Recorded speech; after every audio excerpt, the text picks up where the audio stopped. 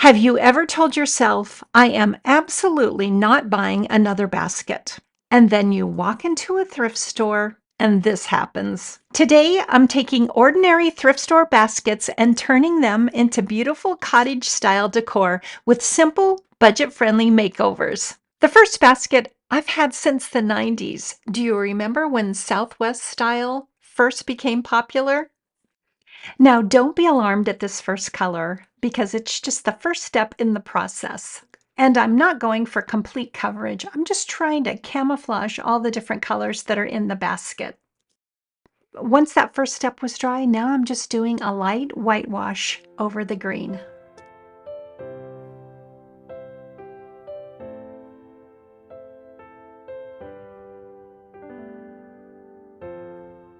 And once that step was dry, I went over the whole basket with Waverly Antique Wax.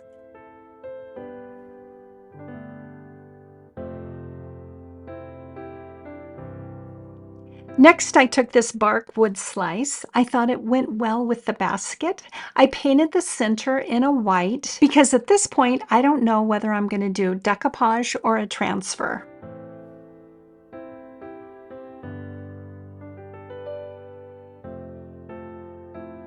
My experience with these wood slices is the bark continues to flake over time. So I'm going to try and seal everything with Mod Podge first.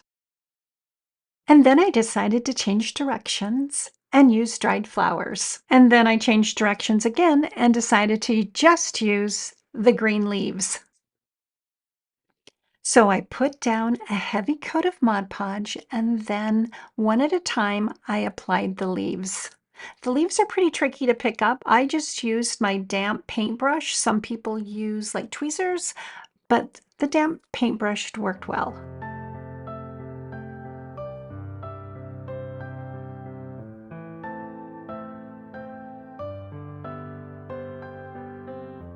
To have the wood slice not angle like the basket, I used a wine cork that I cut at an angle and I applied it with a combination of wood glue and hot glue.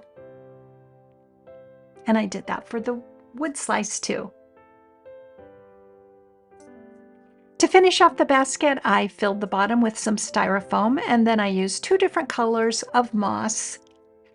I already had a variety of fake succulents, but it wasn't enough, so I ordered some more off of Amazon, but you can also get them from the Dollar Tree. And I thought they were the perfect touch for this basket.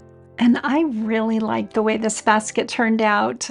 I didn't think I would, but I do have to say I like it, but you'll have to let me know what you think.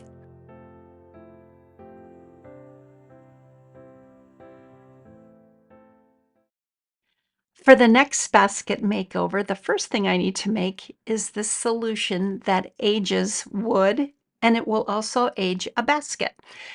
This is how I do mine, and there are no real rules. I just pour in some vinegar and I put in one piece of steel wool. I leave it for 3 days, and this is what it looks like. It is all ready to add some good age to this brand new basket. Now, this basket I actually didn't thrift. We have someplace local called Nellis Auction and they do Amazon returns.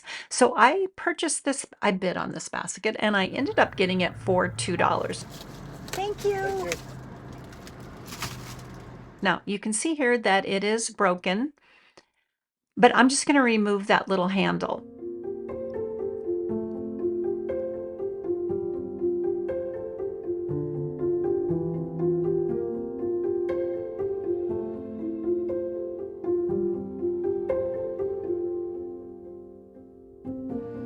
And now I'll apply the vinegar solution to the basket and you'll see how fast it works and what a difference it's going to make.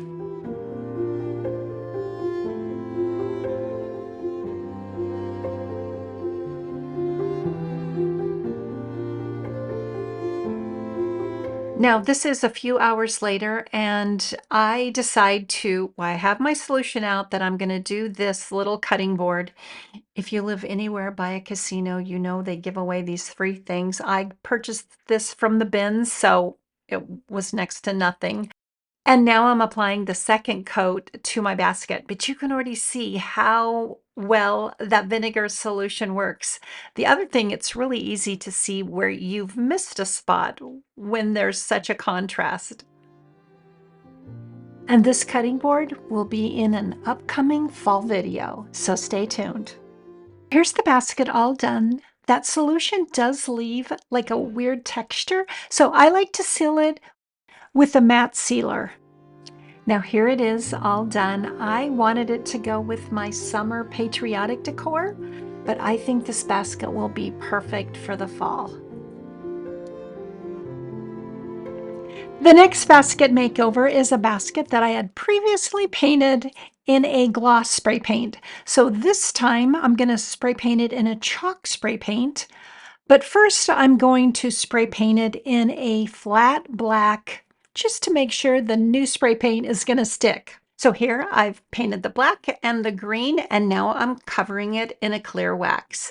And from someone who's made over a lot of baskets, spray paint is the easiest way to achieve full coverage. After I get the clear wax down, I want to go over it with some dark wax.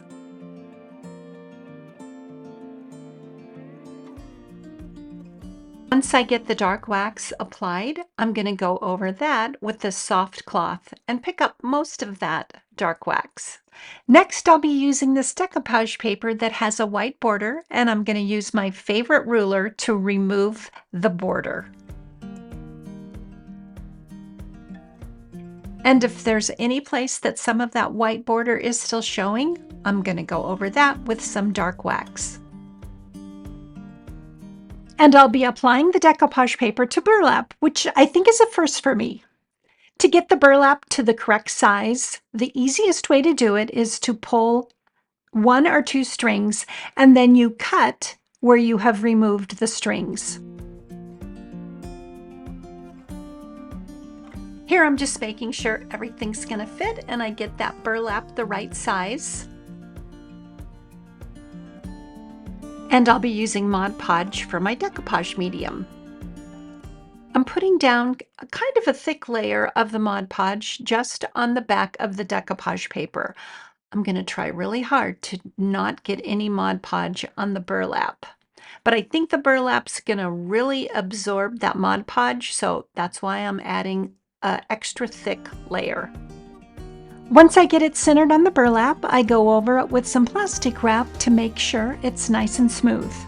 I think applying these upholstery tacks on the corners of the burlap will give it a nice finished look. So right here, I'm having to cut off those points, and I'm using one of my favorite tools. They say vice grips on them. When I think of a vice grip, this isn't what I think of, but I purchased mine from Lowe's. They make cutting through things like this so much easier. I used hot glue to apply the tacks. And because I wanted it to look like the tacks were really holding it down, I just used a little hot glue under the tacks and secured it to the basket. And here's what it looks like when it's all done. I definitely like it better than that glossy purple in the beginning, but you'll have to let me know what you think. I do like a good rooster print. For the next basket, I don't know which one of these words best applies, but I redid this basket 3 times. This is the before with a handle, and here I am removing attempt number 1. This time I started with a piece of cardboard and I traced around the base of the basket because I need a piece of cardboard that's going to fit inside the basket.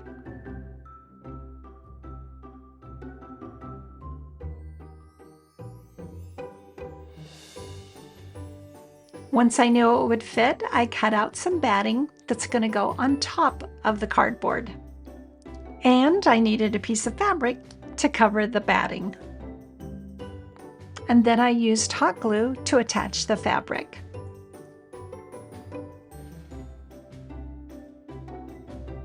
Next, I needed to measure a piece of fabric that would go over the top of the basket to make like a little ruffle and then cover the inside of the basket. Now mine wasn't long enough, so I had to attach another piece. You could glue it, but I chose to sew mine. The next step is to add a trim to the raw edge of the fabric, and this is the side that's going to go around the top of the basket. Here the trim is sewn on. The trim I used was a very loose weave, so I had to sew it on. But depending on the trim, you could glue it on. And then to finish the basket, I just took a piece of ribbon and I tied it in a knot around the basket. And then I added a finger bow, but I am the wrong person to watch how to make a finger bow. There are lots of YouTube videos. That's one of my favorite bows. Once I had everything lined up, I popped in that bottom piece, and here's how this basket turned out. Now I'm really not loving it, so I am gonna go for try number 3. I just thrifted this whole roll of elastic, and the ribbon that I wanted to use wasn't long enough, so I just sewed a little section in the back. Now I'm rebuilding my vignette, and now I think it looks like English cottage core, which is what I was going for, but you'll have to let me know what you think.